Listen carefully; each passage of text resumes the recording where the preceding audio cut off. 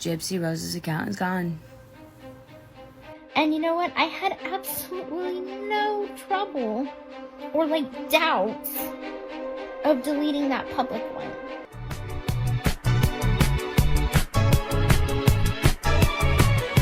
Hello and welcome back to my channel. My name is Saj and this is my channel where I talk about what the fuck I want to talk about. And in today's video, we're actually talking about somebody who I've talked about many times on this channel. I'm talking about Gypsy Rose Blanchard today. And I didn't think I would have to make another video about her, but today's an update. And it has been revealed today that Gypsy Rose Blanchard actually deleted all of her social media accounts. She actually made this revelation on her TikTok, which is now deleted. So I'm going to try my best to find as much videos of the TikTok as possible and put them in.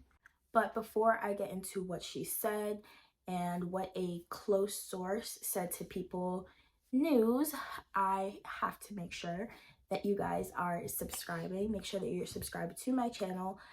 My goal is 400 this month, so make sure that you like and share if you care, and leave a comment down below. All right, let's get into the contents of this video. According to a source that's close to Gypsy, told E! News that it was actually her parole officer that advised her to stay off of social media to avoid extra jail time or trouble, which I don't see how that would give her extra jail time or trouble, but that's neither here nor there. She starts off the video by saying, "To my family, my dad, my husband, all I am is just Gypsy, and they love me for who I am. My private Facebook and private Instagram has #LoveForWhoIam as my bio." She said, "Number one, to all the people that I offended with a lack of accountability the first month or so that I was out of prison and the lack of accountability in my interviews, I'm sorry. I'm learning. I take accountability for my part, and I'm saying this right now. I'm taking accountability. I did a bad thing." Now, there's a lot to dissect in just this first part, number one, if you will. I think after everything was said and done and more information about her case came out, I do feel like there was a lack of accountability as far as, showing him where to go, telling him how to do it, sending videos on how to do it. A lot of the things like that were never really shared until you saw it in public filings. For example, as soon as Gypsy came out, Nicholas Gaudejean, her co-conspirator, dropped an appeal, and it revealed a lot more details than people knew. So that's where the lack of accountability comes from, because if you really want to hold yourself accountable, actually say what you did. I do believe that she is learning. I think this is an experience that nobody can be prepped for, being in prison for a decade and then coming out and being such a famous case for any type of A word.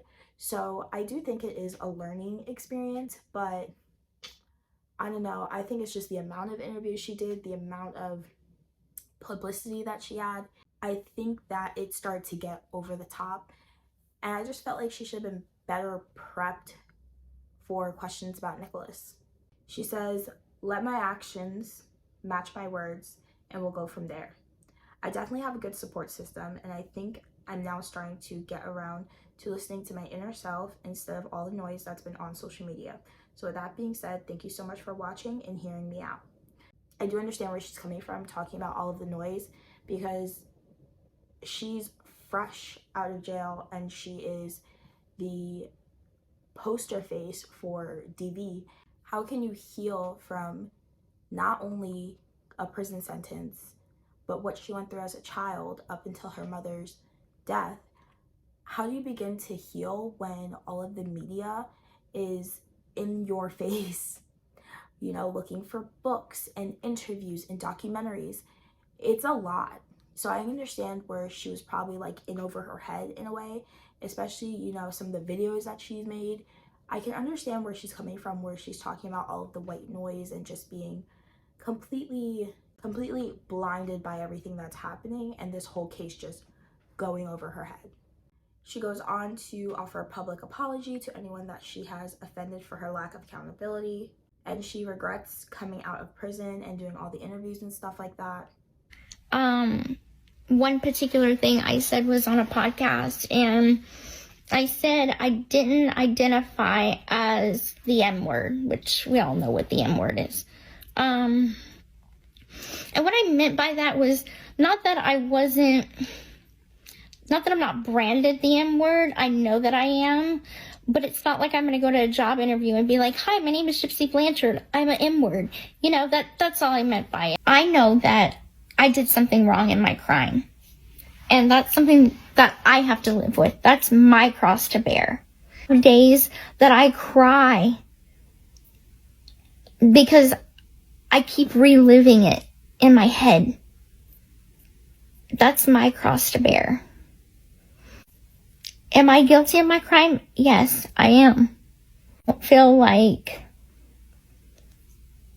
I can't be given a second chance to do better. I want to do better. There's lots of things that I feel like I can contribute to society if only given a chance.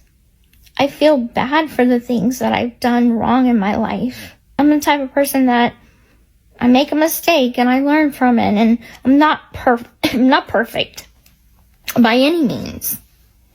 I'm just as human, just as flawed as the next person.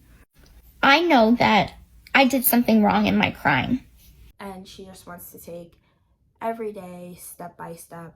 And I have a lot of thoughts. I think it's interesting that her parole officer told her to get rid of their social media, because honestly, we haven't heard about Gypsy in like a month. So I don't know where that's randomly coming from. I also think that she is trying her best to avoid the Nicholas Godejohn questions, right? So if she stays off of social media, she won't be pressured to speak about him. Because I do feel like that is a thing where people want her to speak about this man, and she clearly just does not want to, or does not want to get involved with his appeal. She just wants to dead the issue and move on. But I don't think a form of moving on is continuously having interviews and reliving the trauma. She needs to properly heal and then maybe do interviews or a book, or, you know, where she can put together her thoughts and experiences together without it being kind of all over the place and having a very picture perfect PR response to everything. She also says in her video, with the public scrutiny as bad as it is, I don't want to live my life under a microscope. So I created a private Instagram and it got verified.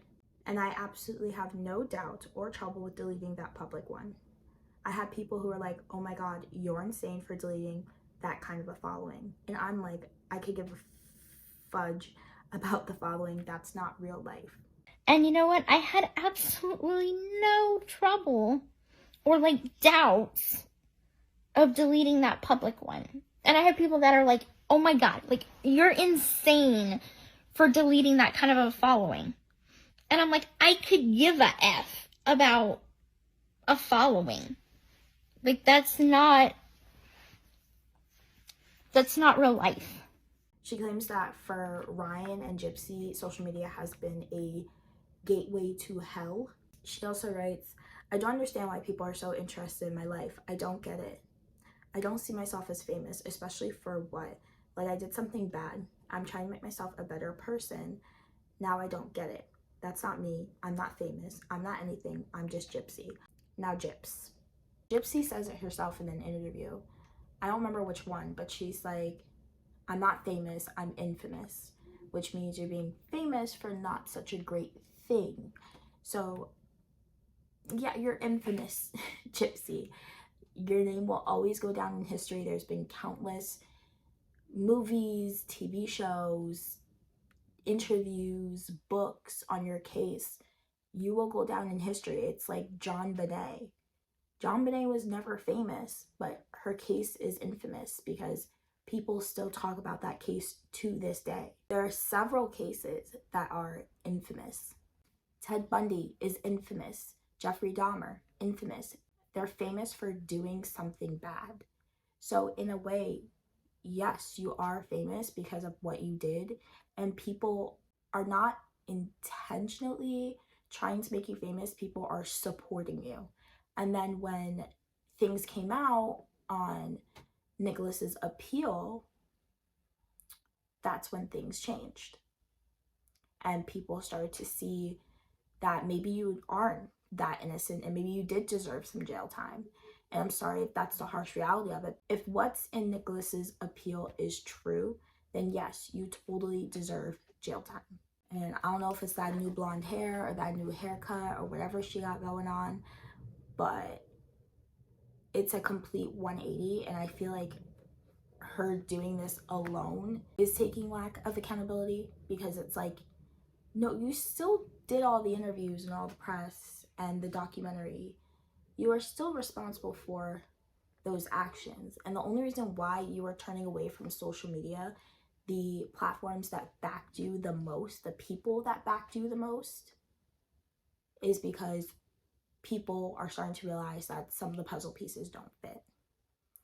But if you like this video and you want to see more of me, make sure that you hit that subscribe button. Make sure that you like and share if you care, and leave a comment down below. How do you feel about Gypsy just up and leaving social media after everybody who backed her and wanted to see her grow and do great? Now they don't get a chance to see that. So let me know what you think down below. I'll see you in the next one. Bye.